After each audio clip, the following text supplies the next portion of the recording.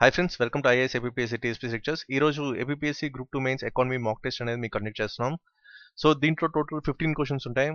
ఇవి క్వశ్చన్స్ ఎలా మేము ఫ్రేమ్ చేసామంటే, మొన్న జరిగిన గ్రూప్ 1 ప్రిలిమ్స్ పేపర్ చూసి చాలా మంది నాకు మెయిల్ చేశారు. ఇలా కనుక క్వశ్చన్స్ కనుక గ్రూప్ 2 మెయిన్స్ లో వస్తే మాకు కొంచెం ఇబ్బందిగా ఉంటుంది. అయితే ఏ టైప్ ఆఫ్ క్వశ్చన్స్ అంటే ఎలాంటి స్ట్రాటజీతో ప్రిపేర్ అవ్వాలి గ్రూప్ 2 మెయిన్స్ కానీ చాలా మంది నాకు మెయిల్ చేశారు. సో అందుకే ఒక డిఫరెంట్ మాక్ టెస్ట్ ఫామ్ లో మీకు ఆ క్వశ్చన్స్ అనేవి ఫ్రేమ్ చేసి, అంటే గ్రూప్ 1 ప్రిలిమ్స్ పేపర్లో ఏ టైప్ ఆఫ్ క్వశ్చన్స్ ఇచ్చారో దాన్ని బేస్ చేసుకుంటూ కూడా ఈ మాక్ టెస్ట్ అనేవి మీకు కండక్ట్ చేస్తాను. సో ఫస్ట్ ఆఫ్ ఆల్ మీరు తెలుసుకోవాల్సింది అంటే ఏ టైప్ ఆఫ్ క్వశ్చన్స్ రావచ్చు. మొన్న జరిగిన గ్రూప్ 1 ప్రిలిమ్స్ అనలైజ్ చేసుకుంటే అవన్నీ కూడా కరెంట్ సినారియోతో సంబంధించిన క్వశ్చన్స్ మీకు వచ్చినాయి. అంటే ఇక్కడ చూసుకుంటే మీరు స్టాటిక్ అండ్ డైనమిక్ గురించి మీకు ఆల్రెడీ చెప్పాను. స్టాటిక్ పార్ట్ తాలూకు వాల్యూ అనేది గ్రాడ్యువల్గా తగ్గుతూ వస్తుంది. ఏపీఎస్సీ రీసెంట్ ఎగ్జామ్స్లో చూస్తే మీకు తెలుస్తుంది. డైనమిక్ పార్ట్ తాలూకు వెయిటేజ్ అనేది పెరుగుతుంది. డైనమిక్ అంటే ఏంటి, మనకి కరెంట్ అఫైర్స్ అనమాట. సో కరెంట్ అఫైర్స్ తాలూకు వెయిటేజ్ అనేది పెరుగుతూ వస్తుంది రీసెంట్ ఎగ్జామ్స్లో. సో ఈ ట్రెండ్ తగినట్టు మీరు కూడా మీ స్ట్రాటజీ, పర్సనల్ స్ట్రాటజీ ఏదో కూడా మార్చుకోవాలి. అయితే ఈ మాక్ టెస్ట్ వల్ల అడ్వాంటేజ్ అండి, దీనివల్ల మీకు టోటల్ 2 అడ్వాంటేజ్ ఉన్నాయి. ఫస్ట్ అంటే మీ ప్రిపరేషన్ లెవెల్ ఎంతవరకు ఉందనేది తెలుస్తుంది. ఇంకోటి ఏంటంటే కొంచెం క్వశ్చన్స్ ట్రిక్కీగా ఉంటే అప్పుడు మనం ఎలా ఆలోచించాలి అనేది కూడా ఒకటి తెలుస్తుంది అనమాట. సో ఈ 2 థింగ్స్ని బేస్ చేసుకుంటూ కూడా ఈ క్వశ్చన్స్ అనేవి ఫ్రేమ్ చేయడం జరిగింది. సో ఫస్ట్ ఆఫ్ ఆల్ మీరు చేయాల్సిందంటే క్వశ్చన్ని ఒక 2 to 3 టైమ్స్ అనేది చదవాలి. 2 to 3 టైమ్స్ వల్ల చదవడం వల్ల ఏంటంటే మీ క్వశ్చన్ తలక ఆ డిమాండ్ ఏదైతే ఉందో అది తెలుస్తుంది. అంటే ఏం అడుగుతున్నారు, క్వశ్చన్లో ఏముంది అసలు అనేది మీకు తెలుస్తుంది. అంటే క్వశ్చన్ మీద మీకు పర్ఫెక్ట్ క్లారిటీ అనేది వస్తుంది. దాంట్లో ఉన్న కీవర్డ్స్ ఏంటి అనేది కూడా మీరు ఐడెంటిఫై చేయాలి. సో ఈ రెండు చూసిన తర్వాత మీరు వెంటనే ఆప్షన్స్లోకి వెళ్ళాలి. సో ఫస్ట్ థింగ్ మీరు చేయాల్సిందే 2 to 3 టైమ్స్ మీరు క్వశ్చన్ చదవాలి. తర్వాత క్వశ్చన్ మీద మీరు క్లారిటీ తెచ్చుకోవాలి. ఆ తర్వాత మీరు ఆప్షన్స్లోకి వెళ్ళాలి. ఆ తర్వాత మీరు రైట్ ఆన్సర్ అనేది చూస్ చేయాలి. సో ఇది ఒక సింపుల్ ఇన్స్ట్రక్షన్ మీకు చెప్తుంది. ఎందుకు చెప్తున్నానో ఇప్పుడు మీకు తెలీదు. వన్స్ ఎగ్జామ్లో మీరు ఈ విధంగా ఈ ఫార్మాట్ అటెంప్ట్ చేస్తే ఎగ్జాక్ట్ ఆన్సర్ అనేది మీరు ఐడెంటిఫై చేయగలరు.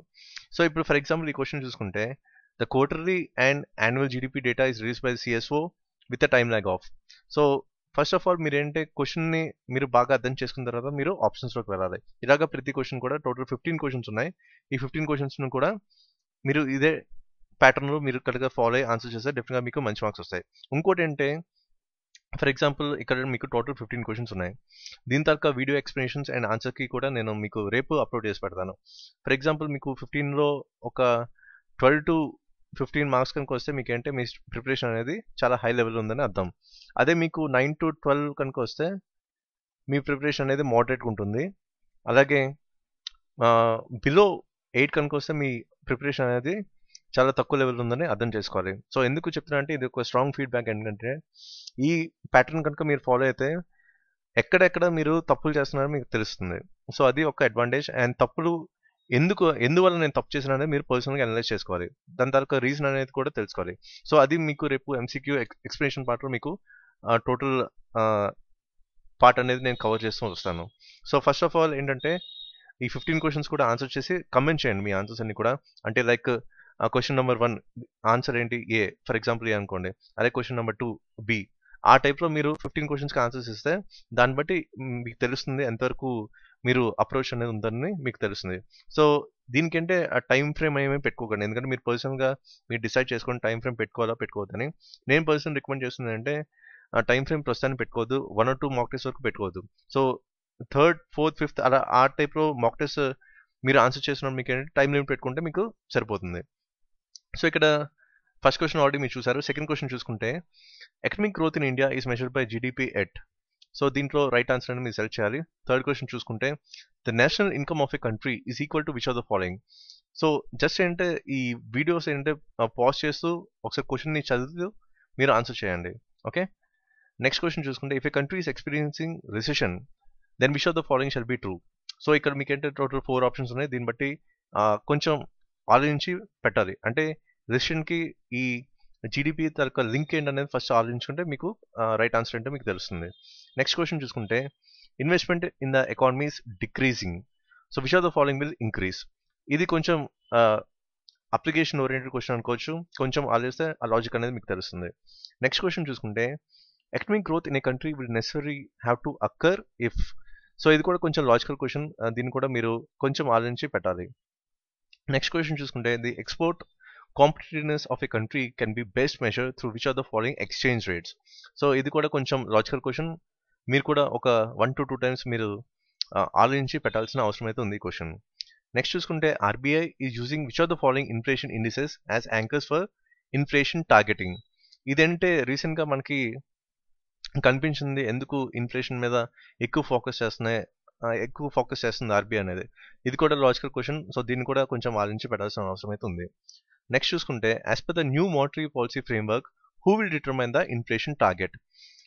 ఇది యాక్చువల్గా మీకంటే కరెంట్ అఫైర్స్ అంటే న్యూస్ పేపర్ చదువుతున్నప్పుడు మీకు వస్తుంది.